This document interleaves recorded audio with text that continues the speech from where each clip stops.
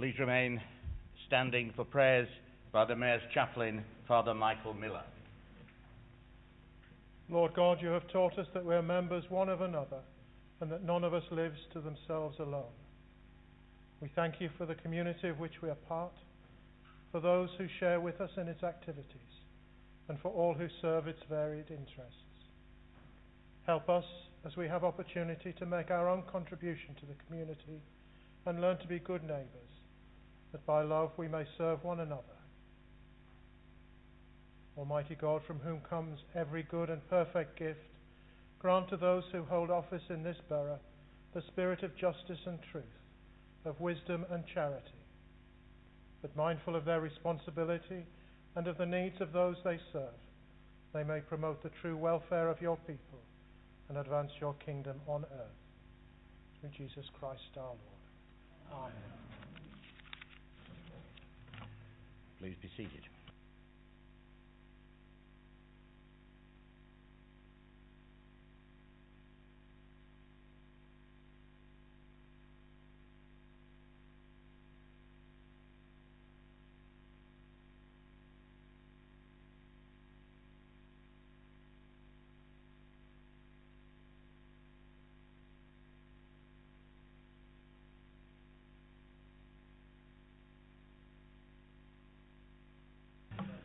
Item 1 on the agenda. Do we have any apologies for absence?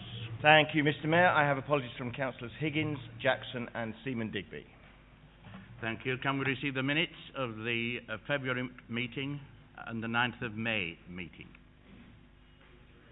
Thank you. Are there any declarations of interest? Thank you. Now we come to the Mayor's announcement. A sad one to start with. I have to announce the death of ex-councillor Graham Horn, who was councillor from 1978 to 2010. Can I ask you all to stand for a minute's silence?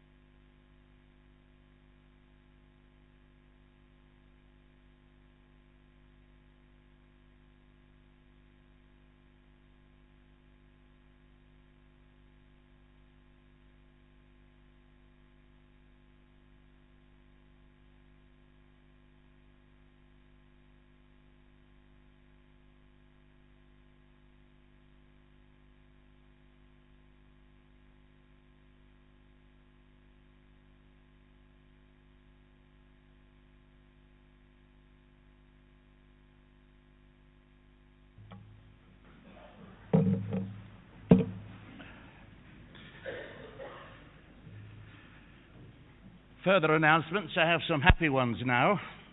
2 organisations in Hillingdon have been awarded the Queen's Award for Voluntary Service 2019, and they are Nishcombe Swat in the south of the borough and Northwood Hills Residents Association.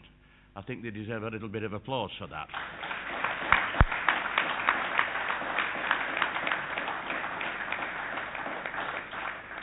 Also, the Axis team of Hillingdon have won the MJ Achievement Award for 2019 in the category of Innovation in Children's Services. That is another very worthwhile, and I think they also deserve a round of applause for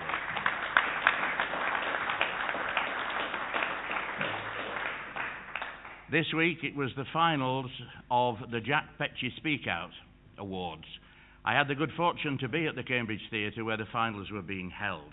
There were 15 young people who took part. Hillingdon, I'm proud to say, came second with a great performance from Georgia Hale, a Year 10 student at Bishop Ramsey. Well done, Georgia. Hillingdon is very proud of you.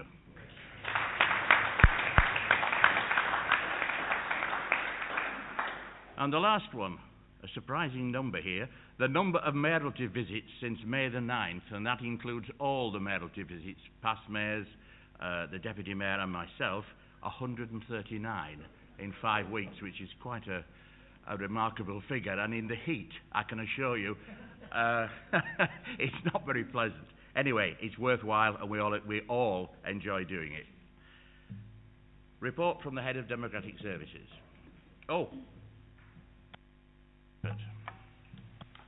Thank you, Mr. Mayor. There are 3 items contained within this report.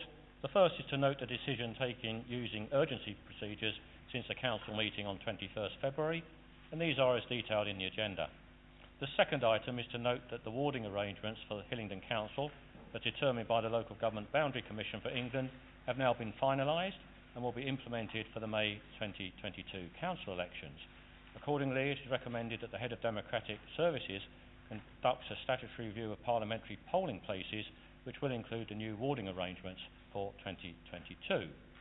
The final item in this report is a request for Council to waive the 6-month attendance rule for Councillor Pat Jackson due to ill health from today until the Council meeting in January 2020. I move all 3 recommendations en bloc. Councillor Simmons. Mr. Mayor, I formally second and reserve my right. Thank you, Mr. Mayor.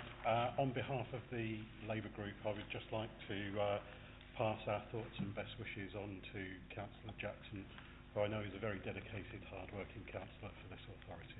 Thank you, Councillor Cowley. That will be done. Is that agreed? Agreed.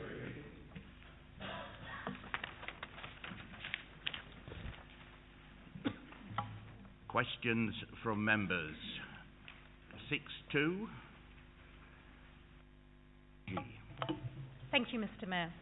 At our last meeting, Council clarified the protocol relating to inquiries made by members that did not specifically relate to their own ward. Would the Leader of the Council please provide us with an update of how this is working?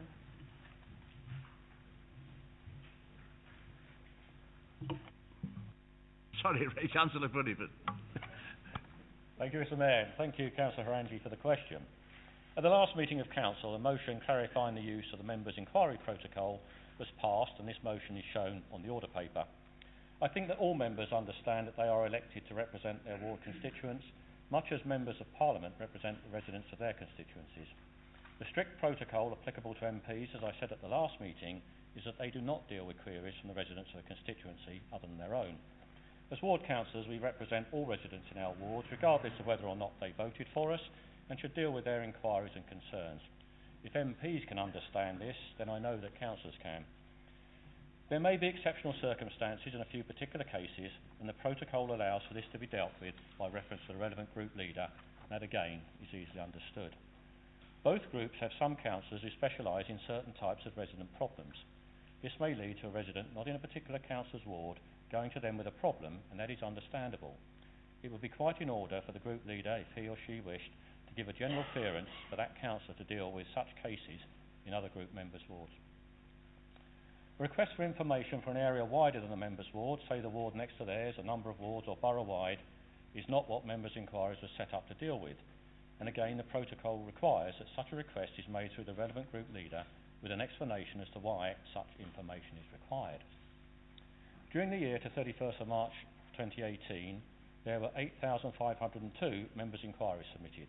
In the year to 31st March 2019, the number of inquiries rose to 11,647, a 37% increase. We have some very good staff in members' inquiries, but we do need to appreciate that we cannot give them an intolerable workload and still expect them to deal expediently with genuine and sometimes urgent members' inquiries. There are apparently a few members who think that members' inquiries is a source of general information for individuals serving on policy overview committees, and this is not correct. Each year, policy overview committees receive a wide variety of regular information from officers to carry out their monitoring and overview role, including financial updates, proposed budget information following Cabinet in December, service monitoring and complaints, regular topic-based updates, e.g. school places planning. The committees also regularly request and receive information reports on specific service areas with the necessary data to see how the service or contractors are operating and performing, for example, fly tipping, telecare line, etc. This is encouraged so that members gain a broad overview of services to residents within their remit. Furthermore, when undertaking an in-depth review over a number of meetings, committees receive a broad range of information, data and evidence, not only from the Council but external organisations and experts. Should members of committees require further information to support its review, they may request this via the committee, not as individual members of Council. The committees receive information about forthcoming key Cabinet and Cabinet member decisions via the published forward plan. Committees also receive up-to-date information on services and monitoring the implementation of their past reviews that have been approved by Cabinet. For the External Services Scrutiny Committee, they regularly request information from external partners and scrutinising the work of police and NHS. The Executive Scrutiny Committee, whilst its primary role is to exercise a call-in power, may request further information in relation to matters raised in Cabinet and Cabinet member reports, which is now reported to the subsequent meeting. All public and all confidential Cabinet and Cabinet member reports are available to every member of Council, irrespective of their position on a committee. This exceeds national guidance on members' access to information. The new statutory scrutiny guidance, recently issued by the Government, will assist the committees in accessing information and requesting attendance from external organisation. The guidance sets out the default position to ensure the provision of information to committees that are relevant to the reviews and official business that they conduct. We expect to bring a report to September Council on the new statutory scrutiny guidance for consideration, and any changes to our own constitution that may be required will be clarified at that point, but they make it quite clear in that guidance that there is a difference between a member inquiry and a committee inquiry. In summary, the level of access to various information by Hillingdon's overview and scrutiny committees is quite substantial and allows them to conduct their business effectively.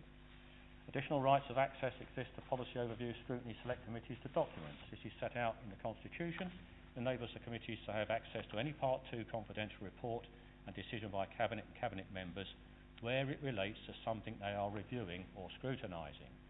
Where it relates to something they are reviewing or scrutinising. This would also include background papers listed as part of the reports. These rights are for the committees undertaking their official business, not individual members. That is quite clear and again is easily understandable. So, for the absolute avoidance of doubt, the protocol requesting proper recognition of the members' inquiry process will not affect the Council's role as a member of a policy and overview scrutiny panel. For the further avoidance of doubt, this Council will use the statutory guidance issued by the Government to determine how Councillors carry out the overview and scrutiny role. So, Councillor Hurhangee, by and large, the protocol is working. Thank you. Thank you. Do you have a supplementary? No, thank you, Mr. Mayor. Thank you. Question 6.1, submitted by Councillor Duncan. Thank you, Mr. Mayor. Will the Leader of the Council tell us why, despite receiving advanced detailed information about the shoddy and dangerous build quality of Packet Boat House, Cowley, the Council went ahead and bought the building without adequate checks being carried out, so that all residents have now had to be moved out while the building is partially gutted and rebuilt to safe standards? Councillor Puddifoot. Thank you, Mr. Mayor, and thank you, Councillor Duncan, for the question. I apologise for the length of the response, but it's a very important issue, so I've included as many of the facts as I could. In July 2015, Paradigm Housing Group were building Packet Boat House, a 41-unit housing development for which they'd received grant funding from the GLA to deliver 30 of these units on affordable rent tenure. Following the announcement by the Chancellor of the Exchequer of the intention to reduce registered provider social housing rents for a period of 4 years, Paradigm decided to halt all new projects and review their development programme. In August 2015, Paradigm notified both the Council and the GLA of their intention to return the grant for this scheme and market the site privately. At the time, the Council asked to be given first refusal on the property, as the loss of these programme units would have had a severe effect on the affordable housing projections for that year. Paradigm owned the site and agreed the sale of the freehold of Packet Boat House and a 999-year lease on the associated parking area in a turnkey package that included white goods and carpeting for all the flats for the sum of £10.3 million. Paradigm were of course free to seek the highest possible receipt, and if Hillingdon had not acted to acquire the site, it would have been purchased by another London borough, who then, as now, was seeking to move households to Hillingdon from the inner London boroughs.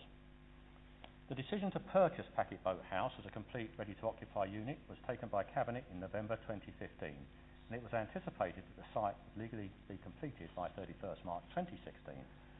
In February 16, there was a major on-site leak, and Paradigm informed Council that they had received allegations about the quality of the building, and they were investigating these allegations and, where necessary, appointing external consultants to verify that the building met the relevant standards. As part of the Council's due diligence investigation at this time, independent surveyors were appointed to undertake a Royal Institute of Chartered Surveyors survey of the building, and they did identify issues which were more than minor snagging issues, full details of which were shared with Paradigm. An undertaking was received from Paradigm's Managing Director that they remained committed to ensuring that the contractor would undertake whatever works were needed to bring the building up to the required standard. In order to enable the Council to utilise £1.5 million of right to buy receipts, the contract for the purchase had to be exchanged by 31st of March, and this was done, but with a delayed completion date of September 16. In July 2016, Paradigm advised the Council that the defect rectification was ahead of schedule. However, at a site visit in August, Council officers expressed concerns relating to progress and quality, and Paradigm advised that they were having difficulty with the contractor, but were confident that all work would properly be completed by 31st of September, and that they had engaged with other contractors who were on standby should their contractor fail to perform. Notwithstanding this, the Council said that they would not be held to the September date and extended the contract completion to 30th of November. The sale completed on the 30th of November 2016, supported by the following documentation: building control certification, practical completion certification, planning conditions sign-offs, a Premier Housing 10-year social housing warranty, health and safety files providing warranties for fixtures and fittings. The independent surveyors engaged by the Council in 2015 as part of the due diligence investigations confirmed prior to completion that all critical matters have been satisfactorily completed, and whilst identifying a few minor defects, which were a retention of 69,000 would be held, there was no reason that the purchase should not be completed. In December 2016, the Council identified some minor issues while undertaking a fire risk assessment, and these were competently dealt with in January 2017. But whilst on site, the contractor that we'd engaged identified that the fire doors had not been installed in line with the manufacturer's recommendation. Paradigm tried but failed to get this matter resolved. And for the absolute avoidance of doubt, given the importance of this issue, the Council had all the fire doors replaced, and we're pursuing Paradigm for the cost of this. The first tenants moved in during June 2017, and the sales of the shared ownership flats began at that time. A year later, in June 2018, a routine repair to a leak under a bath in a flat uncovered further fire-stopping issues, and the necessary corrective work, as well as further investigative work, was agreed by the London Fire Brigade. At this time, the Council set up a 24-hour fire warden service while the investigation was being carried out. Between July and November, the flat was completely stripped back and further fire-stopping and quality issues were found. During this period, Paradigm was stating that they had no obligation to deal with these defects, and whilst that will be a matter for litigation, the safety of the residents in the property was the most important factor. Based on the new safety concerns, the Council invited the Fire Brigade to attend a meeting, and it was jointly agreed that we should decant the building in December 2018 in order to ensure that the building is cleared for any substantial defects to remove all risk to residents. Based on the areas that needed rectification, mainly fire stopping, fire protection of the steel structure, third and fourth floors and roof and steel structure fittings, it is estimated that these works will now be completed by the end of February 2020. During the decamp period, our housing officers are providing an excellent service to ensure that all tenants are looked after and fully informed of step-by-step actions being taken to ensure that they return to a safe property.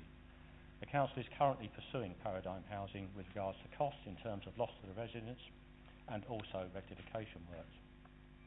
Whilst the legal process may take some time, the Council is progressing the works to make sure the building is rectified as soon as possible.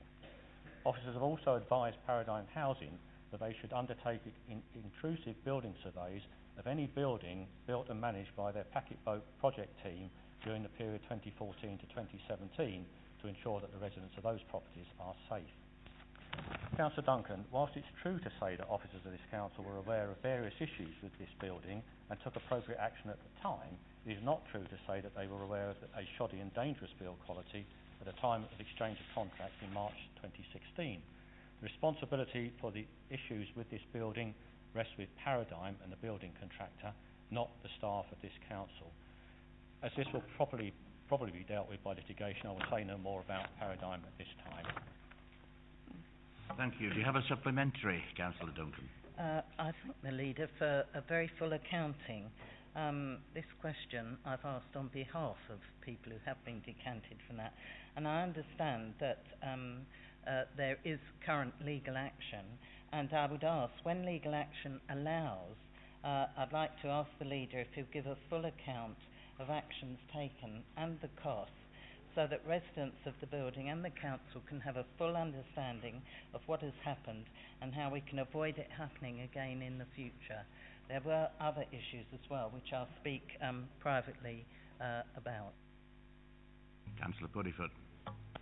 Yes, of course. Once we have the litigation aspect sorted out, these details will be published as part of that.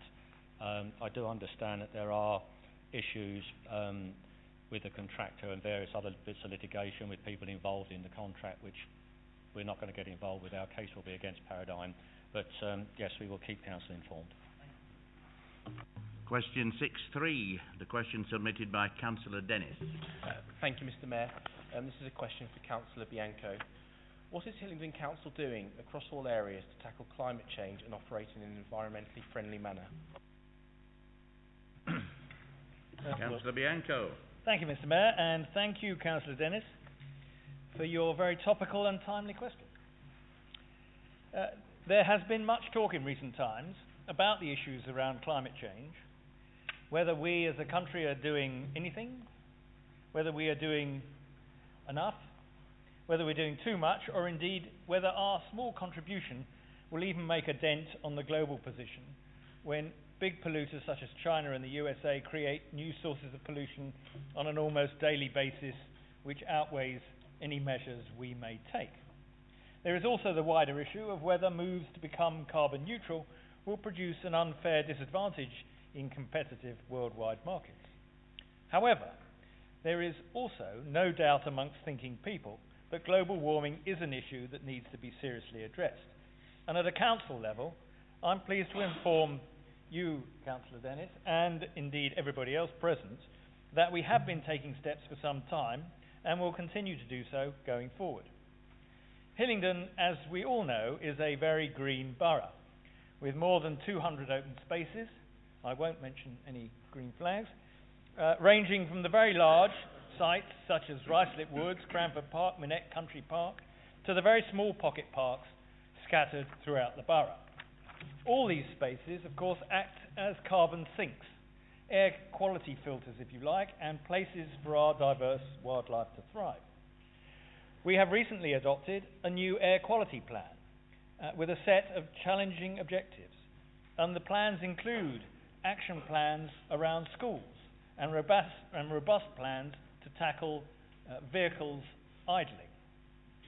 The Council is also at the forefront when it comes to new buildings, ensuring that we meet the latest standard to minimise energy consumption and also energy loss.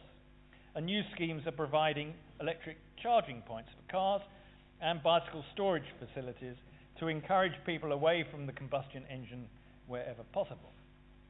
The Council itself has also done much over the last couple of years itself, and examples of this would of course include the replacement of 23,700 street lamps with LED, which have reduced heat loss from these lamps, enormously reduced the amount of electricity consumed, and have been a real step forward.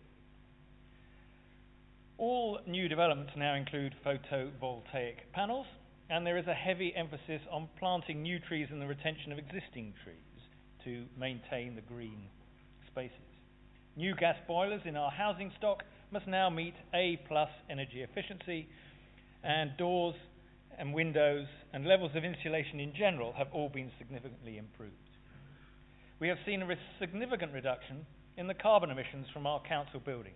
In 2014, the level of carbon achieved was 13,278, and last year this fell to 6,200. Councillor Denys, there is a long list of further actions we have taken, including testing and, where practical, using electric vehicles And even in our green spaces, we are trialling electric grass cutting machines. Our waste service is well known and has one of the highest recycling rates in London, whilst maintaining a comprehensive free-to-use service. What we have achieved is notable, but undoubtedly we all have to achieve much more in the future if we're going to meet the ambitious but necessary goals to ensure a green and pleasant land for the generations that follow us. Councillor Denys, I hope my answer was useful to you. Do you have a supplementary, Councillor Denys? No, I don't, Mr. Mayor. Thank you very much, Councillor Bianco.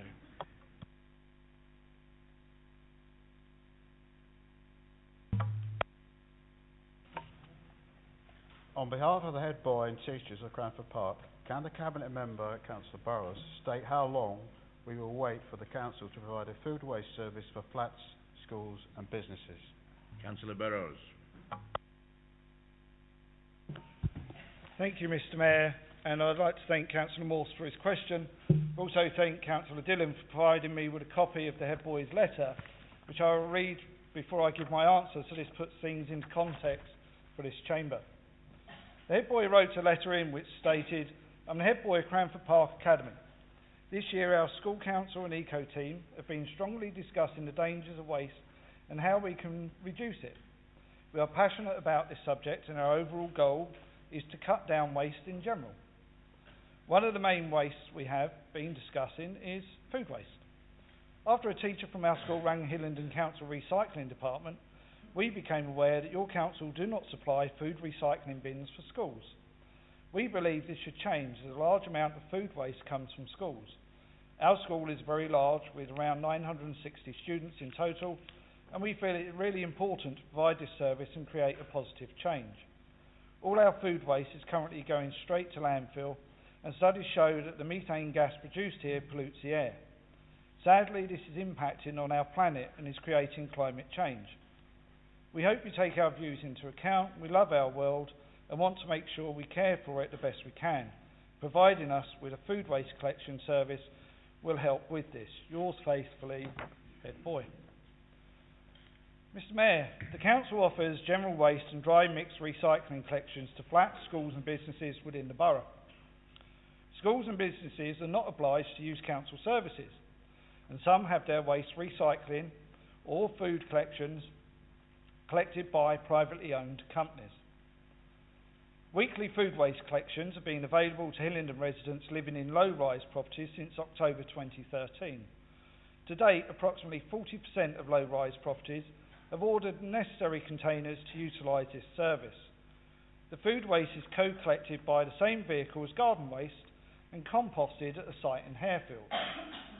All general waste collected by Hillingdon, including food waste, which is not collected separately, is incinerated with energy recovery. This process prevents harmful methane gases from being released into the atmosphere and is therefore a far more sustainable disposal method than landfill. Crews which currently collect waste and recycling from flats, schools and businesses collect more than 1,000 bins per crew per week, but demand for food waste collections from businesses and schools is much lower than that for general waste and recycling. The Waste Service team are currently reviewing the services offered for businesses and flats in order to increase recycling participation. Although the current priority is to improve accessibility to a well-established dry mixed recycling service, factors such as storage, vehicle capacity, staffing and container cleansing for separate food waste collections will be considered as part of this review.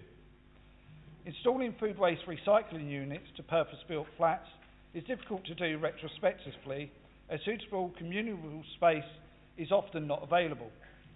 A large-scale audit will need to be undertaken, and if space is not available, suitable alternatives provided. Alternatives can be costly and difficult to manage in privately owned accommodation. Communal food waste bins require regular cleansing, as food waste is placed into compostable liners which can break down before collection, particularly when stored in large quantities. In fact, other local authorities which have trialled communal food waste collections have noted a rise in complaints regarding cleanliness and health and safety when ownership of cleansing is not managed well in privately owned accommodation. Options to resolve complexities detailed above continue to be reviewed, alongside commercial viability and other service improvements. I would like to finish, however, Mr Mayor, by saying we'd sent a quote for the collection of the school's general refuse in January, and I can report that one of the teachers called the waste team yesterday to open an account for their refuse collections. She is aware that we do not offer a separate food waste collection service. This now means none of the school's waste will go to landfill. I will also, after the summer holidays, Mr Mayor, be inviting the head boy, the school council and eco team in for a meeting with myself and officers to discuss this matter further. Thank you, Mr Mayor. Thank you, Councillor Burrows. Do you have a supplementary, Councillor Morse? Yes, Mr Mayor. Is the council capable at present of monitoring the amount of food waste that goes to landfill from businesses and other food outlets across the borough? And should we consider introducing a waste collection service to start monitoring the amount of food? Councillor Burrows. Mr Mayor, the issue we would have with monitoring this at the moment is that obviously the council do not collect all of this ourselves. They go to private contractors, etc. I will ask officers if there is any data available, and if there is, Councillor Morse, I will obviously share it with you. Thank you, Councillor Burrows. Now we move on to item 7, motions. Can we deal with motion 7.1 from Councillor Prince? Thank you, Mr Mayor. As you'll be able to tell, my voice isn't really working, so I'm sure councillors will be pleased to know that my speech will be brief.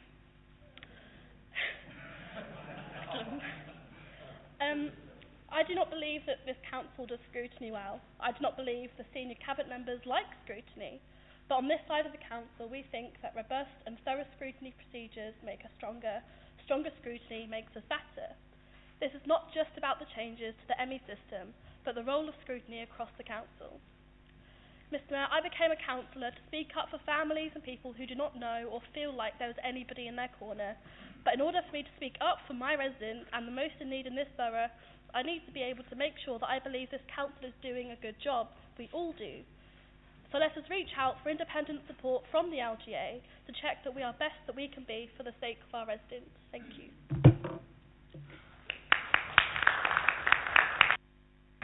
Councillor Puddifoot. Oh, sorry. Second. Is that seconded? Councillor Hillingdon. So I'm seconding, and I reserve my right, Mr Mayor. Councillor Puddifoot. Thank you, Mr Mayor. I would refer the councillor to the answer I gave earlier regarding scrutiny, which is the fundamental part of this motion. I do think we do scrutiny well in this borough. I think the opposition do play their part in scrutiny better than Councillor Prince thinks. The government guidance on scrutiny will be debated in this chamber in September. Because the government are issuing guidance, we will follow the government's guidance rather than go to the LGA or any other third party to seek their advice. That would be totally inappropriate. We have to follow the government guidance. I don't think this is an issue, and I'd give notice that we will only accept 4 speakers from the opposition on this tonight before moving to the vote. Thank you. Councillor Sweeting. Thank you, Mr Mayor. I speak in support of the motion. The definition of scrutiny is a careful and detailed examination, a searching study. Has Hillingdon Council adopted this definition in achieving its scrutiny responsibilities? The answer may well come from reading the government's newly published statutory guidance on scrutiny. It states that scrutiny plays an important role in holding an authority's decision maker to account, and that scrutiny plays a vital part in amplifying public voices, and concludes by urging all councils to cast a critical eye over their existing arrangements to ensure they embody a culture that allows scrutiny to flourish. Does this critical scrutiny happen in Hillingdon? And more crucially, is it allowed to flourish? Or have we a culture where scrutiny has been pruned to almost extinction by procedures and new regulations which make much scrutiny difficult, as is shown by the recent changes to the Council's constitution? and allowing subjects for major reviews of minor importance to proceed when more challenging subjects are rejected. Shall we do an audit by comparing Hillingdon's work to deliver scrutiny compared to the new guidelines? Do we have a culture and environment which fosters and encourages scrutiny? No, for areas of concern highlighted by both opposition and the public are not aired until decisions have already been made. Do we ensure early and regular engagement between executive and scrutiny? Nope, as engagement is almost solely between the executive and its own members. Do we communicate scrutiny's role to the public? No, as the public is often not consulted until decisions have already been made. Our Executive Scrutiny Committee, which should be undertaking detailed scrutiny of council decisions and be the critical friend, as reported here, is no such thing. No searching scrutiny possible, as the opposition is faced with insurmountable barriers to deliver scrutiny for this committee as the majority party in control. The result, no call-ins for the last 12 years. No proper scrutiny of decisions, whether good or bad. No scrutiny of money wasted, such as the thousands spent to put right the council's decision to build a junior school at variance for government approval. No scrutiny, no searching study. If the council considers that its scrutiny is up to snuff, then let it be measured and investigated as the motion asks. What does Hillingdon have to fear? Thank you, Mr. Mayor.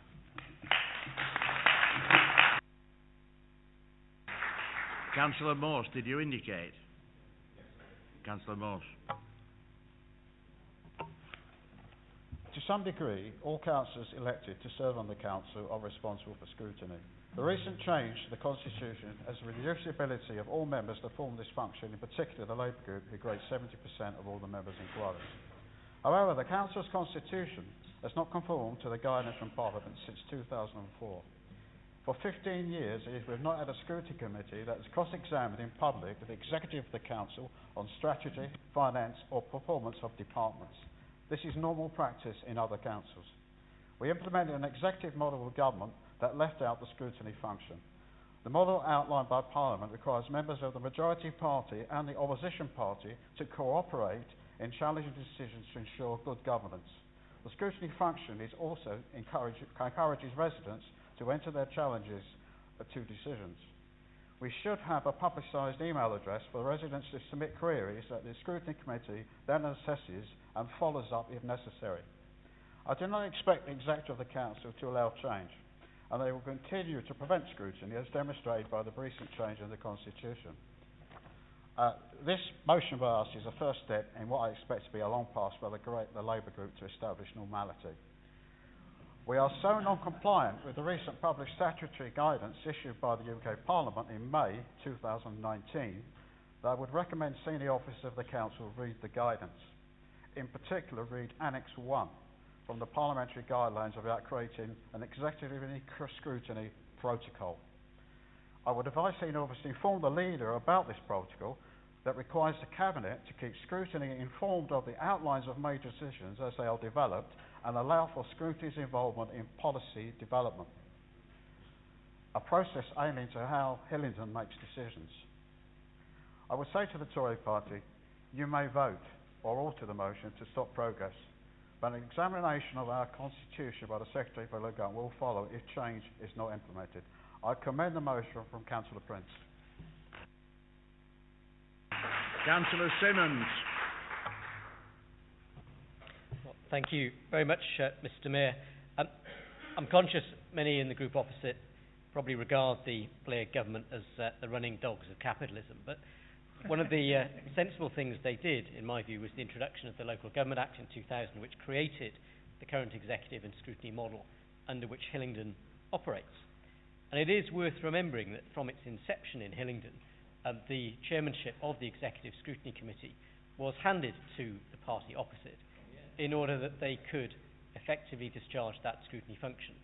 But they decided that they were simply not able to manage that and that they would prefer to hand that back to the party of administration because, let's face it, Mr. Mayor, we demonstrated that we were competent at undertaking that scrutiny and they felt amongst themselves and of their own free choice that they did not have the capacity to do that effectively.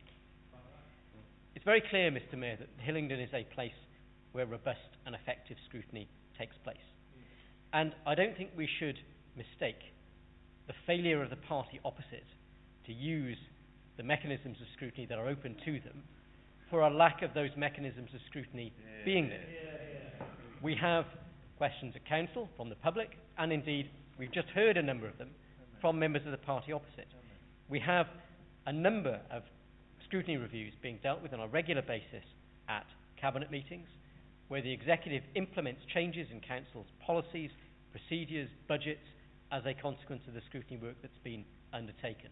Very conscious that the Mayoress chaired the Joint Overview and Scrutiny Committee, which was instrumental in bringing about significant reform in the health system for Hillingdon and our neighbouring boroughs by holding those third-party organisations effectively to account on behalf of our residents and implementing changes that were felt to be necessary as a consequence.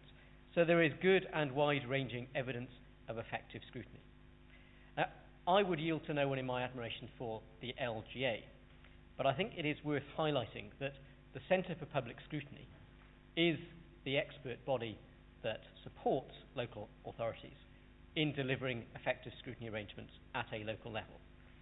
If only we had somebody in this chamber with that kind of insight. Well, as it happens, the LGA's representative is Hillingdon's own Councillor John Riley.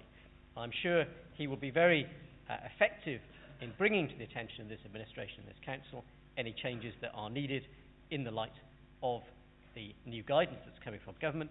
But rather than pay a third-party organisation to do it for us, Mr. Mayor, let's ask the chap who's sitting towards the back, as he is the national expert. Councillor Cowley.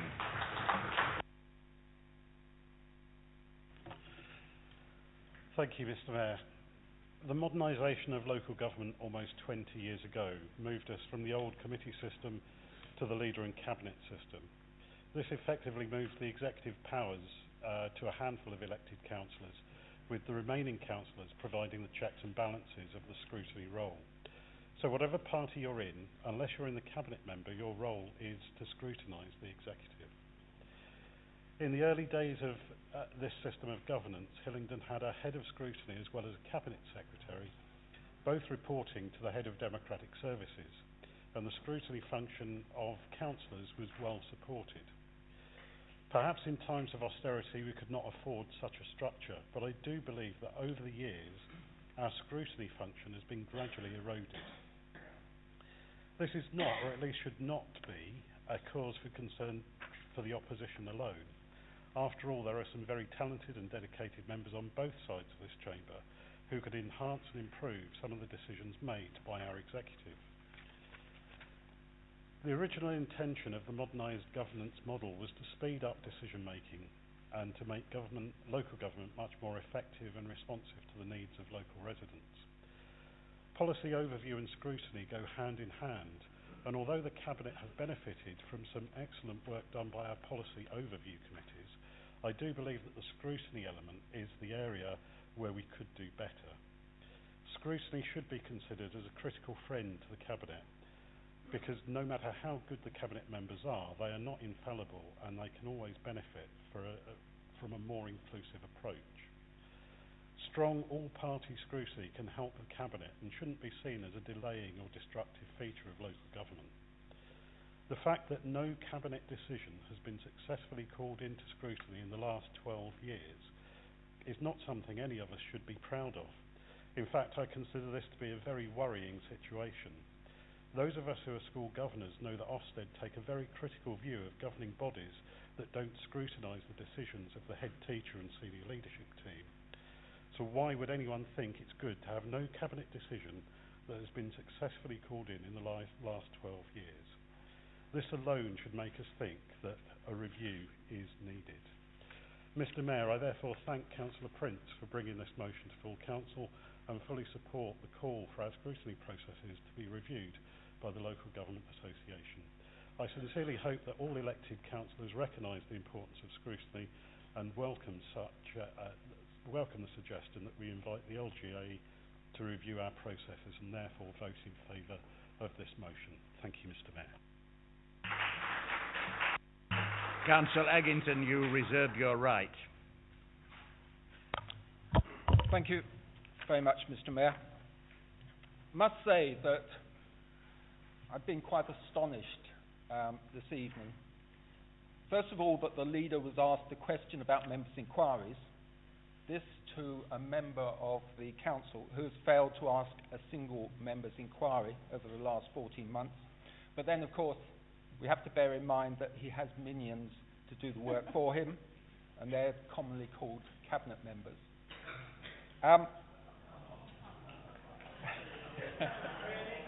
Now, one thing I think... Order. One thing which I think I ought to point out is that Councillor Puddifoot is wrong with regard to the entitlement of individual members of overview and scrutiny committees to documentation. Paragraph 17 of the statutory instrument 2012/2089 is quite clear that individual members are entitled to documentation, providing that that individual member is reviewing or scrutinising that subject. So it doesn't matter whether the committee is looking at the matter, it's the individual member of the committee who is entitled to that. And that is why some information has been provided by the head of Democratic Services to me on that basis. I have a horrible feeling that there's an arrogance prevailing in the attitude that only the leader and cabinet can make decisions and only their views are important. The fact is that all 65 members of this council have opinions. We're all intelligent, I hope, apart from myself perhaps, but the rest of you are all intelligent, and therefore we all should play a part in scrutinising and indeed hopefully supporting the Cabinet's decisions. I seem to recall that there was a motion which I put forward a year or so ago which related to trying to prevent Cabinet being involved in or blackballing perhaps motions of reviews which individual overview and scrutiny committees were going to look at. And I think that in itself demonstrates quite how unbalanced and unacceptable the situation has got. It really worries me that Cabinet and perhaps the leader really don't understand the importance that the rest of the world puts on scrutiny, the importance of individuals... Can you wind up now, Councillor Eggington? Thank you very much. I hope you will support this motion. Thank you, Mr Mayor.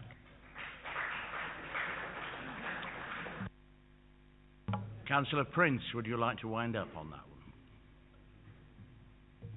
one? Thank you, Mr Mayor. Very little to say now, I suppose, in response to Councillor Puddifoot and Councillor Simmons' speeches, that I'm disappointed but not at all surprised. Thanks. All those in favour?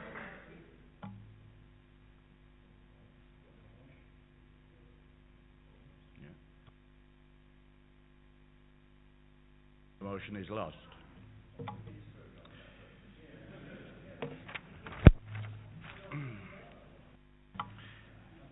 Item 7.2, the motion from Councillor Dhillon. Thank you, Mr Mayor. Mr Mayor, I'm sure following the recent adoption of the anti-Semitism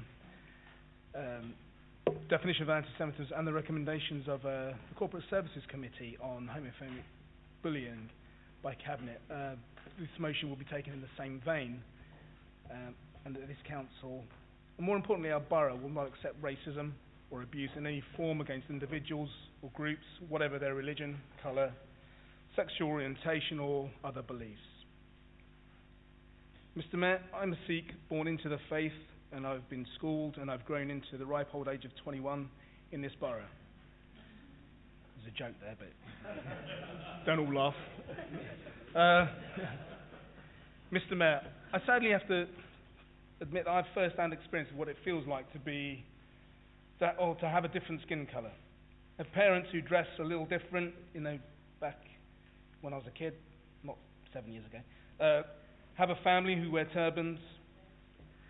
I know what it feels like to be called a paki or a wog, to be strung up on my first day of senior school because I was a different colour. And I'm sure many of us share those similar experiences. It's not nice, is it? Some of it fills me with fear to this day, especially when I'm the odd one out in a room. Personally, on the whole, I'm stronger for it. I get labelled as a coconut by my friends, or more English than a white man in a van. But it's not exactly the kind of honour, is it? It still makes me feel different. I, for one, do not wish young children to be embarrassed or fear about being with their parents because they are different. It breeds resentment. Resentment that breeds more resentment, and we keep going around in that merry-go-round, and nothing ever changes. So I felt it appropriate for those reasons to bring this motion to Council, to start to complete that circle where we have started to stand up and say no to racism, say no to homophobic bullying, and therefore say no to Islamophobia. Religious beliefs are merely those. They're beliefs. My mother, from a young age, told me we're all the same. There's only one God, and the way we worship that God is merely different. If we dress differently, if we worship differently, does that make us any different or less different when we take those things away? I don't think it does. We're all still human, and we're all contributors to our society. Mr. Mayor, I don't know about anyone else in this chamber, but recently you can almost feel Islamophobia. You get on the train and someone with a headscarf or something gets on, and you can feel people looking at them. I can feel it on the streets when you walk around. You see people, and it's of all different faiths and from all different backgrounds. And you really feel it in the media. The media portrays it more than anyone. Sometimes I think it's me who's at fault, but I'm pretty sure it's not. So just wonder how those people of the Islamic faith feel. Put yourself in their shoes. I've been there and I don't want to. To be singled out because you wear a headscarf, because you have a burqa, or because you fast, or just because of how the media portrays your religion. It's just not right. Mr. Mayor, the APPG definition of cross-party has cross-party parliamentary agreement, and it's been adopted by many political parties, but not by Parliament right now. I don't know why. I've tried to look for the reasons why it hasn't been adopted, and it's all very vague and wishy-washy. And we have amendment here today, which we will probably discuss. But Mr. Mayor, it's about leadership and being brave. Being brave as I had to when I was at school, and that's what it's about. Adopting a definition of Islamophobia now, before anybody else has, would be a brave move, and we would be saying no to racism, and we would say no to Islamophobia. Thank you, Mr. Mayor.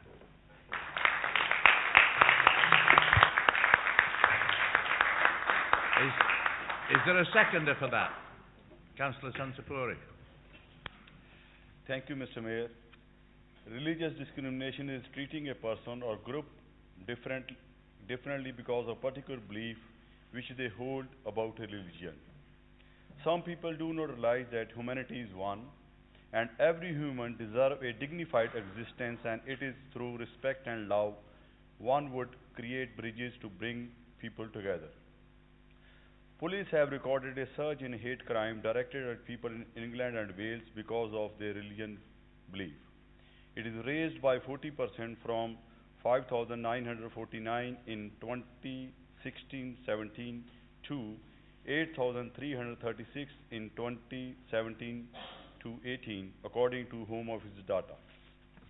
Most religious hate crime, 52% of them offences, was aimed at Muslims. Any hatred directed against British Muslim and other because of their faith or heritage is completely completely unacceptable. Mr. Mayor, if we reject the definition, the message we send to the Muslim community will be heard loud and clear. The message is that we are not concerned about the community and we are not bothered. I second this motion. Thank you. Councillor Simmons. Thank you, Mr. Mayor. I'd like to move the amendment as printed on the order paper, and I can provide some assurance to Councillor Dhillon that our intention would be to undertake the reviewing of this issue expeditiously. But I think we need to frame this within the context of our wider responsibilities as a council and the leadership role that we have for the communities that we serve. Councillor Dhillon gave us a very good account both of his personal experiences and the reasons why this is important. And back to those running dogs of capitalism, again the last Labour government, in the dying days, one of the things that they passed into law was the Equalities Act, which creates protected characteristics, and that piece of legislation sets the framework within which we as a public body and within which all public bodies undertake their duties when it comes to equalities and the equitable treatment of all their residents, staff, wider public that they serve, and in the way in which we undertake all of our responsibilities from this council meeting through to the way in which we collect rubbish, the way in which we do our day-to-day jobs as a council. And it's therefore important that when we receive proposals that we do it within the overall context of that in order to ensure that it is robust and it is reflected not just in words amongst elected members in this chamber, but in the actions of this organisation on all of our staff and all of the things that we do day to day. Because ultimately, of course, it's not about us, it's about our residents, because they are the people that we are here to serve.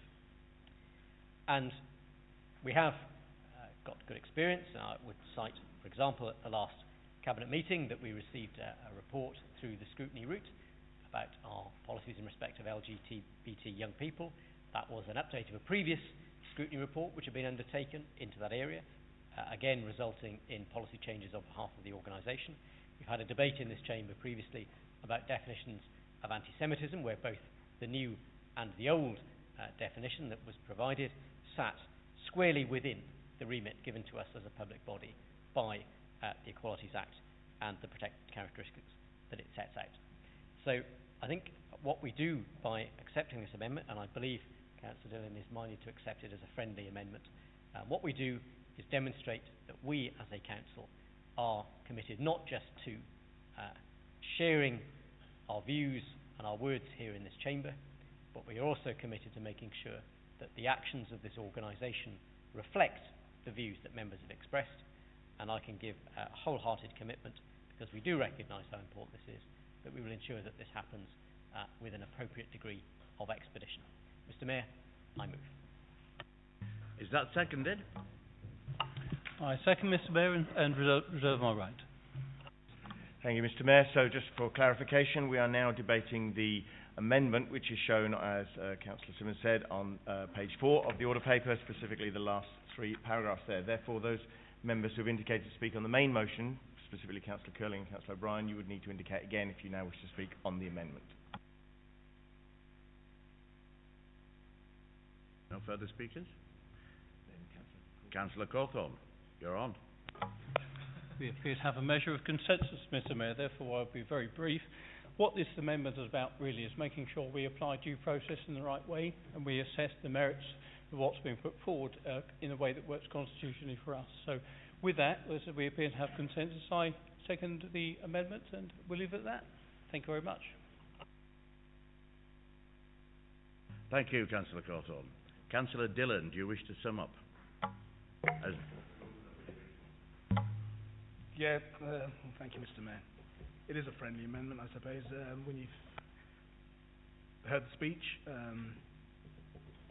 difficult one. I'm going to read a few things out anyway, but and this is not a jibe at anyone. It's just a collection of quotes from the APPG, the forward by Dominic Grieve, the Tory party's beloved Anna Soubry and Wes Streeting. Dominic Grieve said, "The overwhelming message that the Commission received was that Islamophobia was playing a major role in undermining integration and community cohesion, that action was needed now, and that he had no doubt. Whereas Anana said, let us be clear, Islamophobia is rooted in racism, and the victims are not just Muslims, but those who are perceived to be Muslims. It affects are seen in individual behaviours and in institutional processes, whether it's a Muslim woman who's denied a job opportunity because she wears a headscarf, Gurdwaras that are defaced because they are mistakenly identified as mosques, or Muslim students who fail to secure entry offers.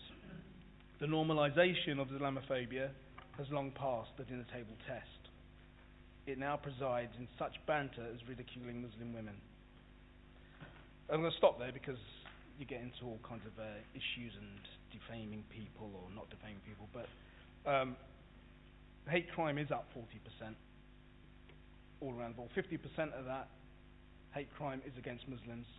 There were 94,100 hate crimes in 2017-18 against people. That's more than double 5 years ago. There's been an 87% increase in convictions, but only a proportion of those actually make it to court. So, Mr. Mayor, when I say, okay, be brave, let's update our policy sooner rather than later, and I accept that. If you can expedite that, that'll be brilliant. But I personally feel uncomfortable about being uncomfortable because of Islamophobia, and that's really all I'm going to say. I'm glad we're going to come to an agreement on it. It's an important issue. I think we're addressing many issues in this chamber that encompass racism, and that's really it. Thank you very much. Thank you, Councillor Dhillon. Councillor Simmons, do you want to wind up? Well, thank you, Mr. Mayor. I'll be very brief in summing it up. I think Councillor Dhillon, in his references to the generalised rise in hate crime, draws our attention to something which is a big challenge facing the whole of civilised society across the globe. And by demonstrating, as two mainstream political parties with a proud tradition, that we are willing to cooperate and to make a statement and then take action on an issue such as Islamophobia, we send a positive message to our residents that we can cooperate and mainstream politics can produce answers to some of the challenges and the fears that they face. And I think it is positive that we see this amendment in a constructive spirit. I think we recognise, and I refer to the original last paragraph, there are members in this chamber who have said things about other religions, other faiths, other groups, some of whom are covered by protected characteristics in the past, from which they would wish to disassociate themselves today.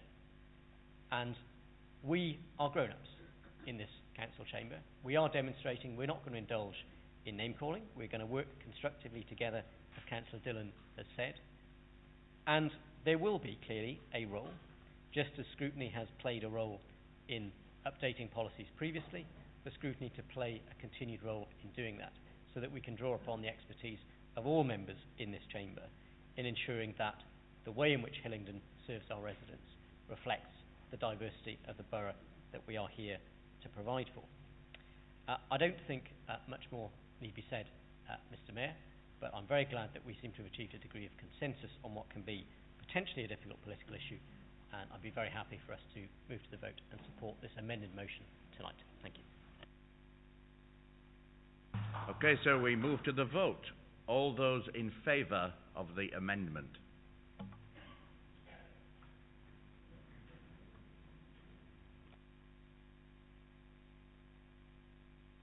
The amendment is carried.